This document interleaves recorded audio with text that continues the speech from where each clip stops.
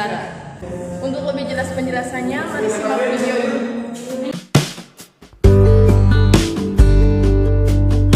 Di sini saya akan menjelaskan beberapa poin pada konflik Asia Tenggara. Yang pertama adalah latar belakang konflik, yang kedua rangkaian konflik, yang ketiga penyebab-penyebab konflik, yang keempat ada dampak konflik. Yang pertama adalah latar belakang konflik. Semua ini berawal di tahun 1955, ketika ada seorang pangeran yang naik tahta untuk memimpin Kamboja. Ia bernama Norodom Sihanouk. Sebelum Kamboja merdeka, pangeran ini mempunyai cara pandang yang nasionalis, yang membuatnya berpikir bahwa negaranya harus lepas dari cengkraman Prancis. Tapi saat ia naik tahta, justru Sihanouk menciptakan ideologi atau cara pandang sosialisme Buddha, atau sosialisme yang berprinsip pada ajaran Buddha. Tidak hanya itu, di masa pemerintahan Sihanouk, Kamboja pun menjalin kedekatan dengan negara-negara komunis seperti Cina atau Vietnam Utara. Akibatnya, kebijakan-kebijakan negara pun semakin condong ke komunisme. Hal inilah yang membuat Sihanouk mulai berselisih dengan oposisi alias pihak-pihak di pemerintahan yang mempunyai cara pandang politik berbeda dengannya. Nah, yang kedua ada rangkaian konflik. Rangkaian konflik terbagi menjadi 3 bagian. Yang pertama yaitu konflik pada masa Sihanouk. Pada tahun 1967, Sihanouk mengganti Perdana Menteri Lon Nol yang merupakan pendukung Amerika Serikat dengan Perdana Menteri Son Sann yang pro-Cina. Tindakan ini membuat politikus-politikus lain yang pro-Amerika Serikat pun kecewa. Terlebih di masa pemerintahan Sihanouk juga banyak terjadi kasus korupsi yang tentunya merugikan perekonomian negara.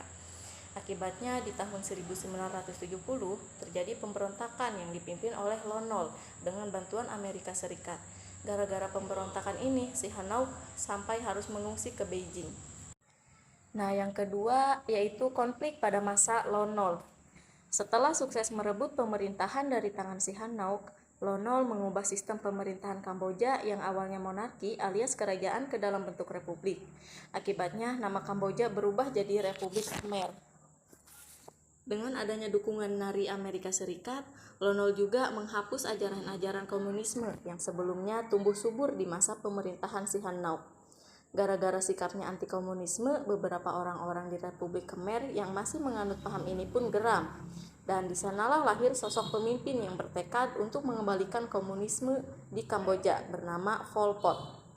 Akhirnya, pada tahun 1975, dengan dibantu oleh Sihanouk yang sama-sama pro-komunisme, Pol Pot dan pasukannya yang disebut Khmer pun melakukan kudeta atau perebutan pemerintahan yang sah. Dalam kudeta ini, mereka berhasil meraih kemenangan.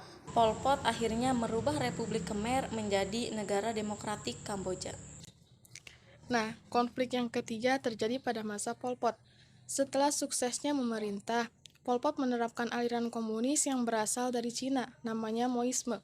Akibatnya terjadi genosida, wabah, dan kelaparan, hingga berakibat jutaan warga Kamboja pun meninggal dunia. Akibat pemerintahan Pol Pot dan Khmer Merah yang kejam dan merugikan rakyat, muncullah tokoh-tokoh revolusi yakni 2 orang aktivis yang bernama Heng Samrin dan Hun Sen. Heng Samrin dan Hun Sen membentuk Front Bersatu Kamboja untuk Keselamatan Nasional atau FUNSK dan mendapat dukungan dari Uni Soviet dan Vietnam. Lantaran serangan besar-besaran itu, akhirnya rezim atau pemerintahan Pol Pot pun berakhir dan Kamboja dipimpin oleh Heng Samrin yang dikendalikan oleh Vietnam. Tapi, tindakan Vietnam yang secara tidak langsung mengendalikan pemerintahan Kamboja ini ditendang oleh rakyat sehingga menimbulkan pergolakan di dalam negeri.